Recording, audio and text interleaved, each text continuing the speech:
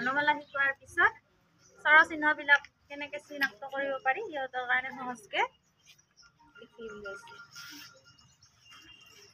ইয়াতে আতে আকাৰটো দিছোঁ। আকাৰটো কেনেকৈ চিনিব পাৰিব? আকাৰডাল এইডাল, আকাৰডাল কৰ লগত দিলে কত আকাৰে কা।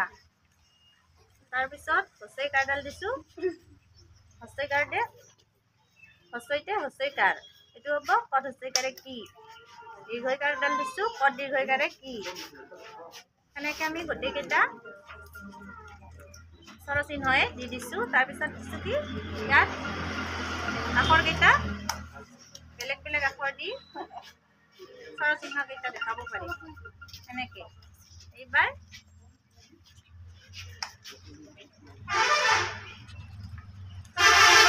ন আখৰটো লিখিছোঁ, নকাৰে না, ন হচৈকাৰে নি, এনেকৈ দিলে সিহঁতে সহজকৈ লিখিব পাৰি।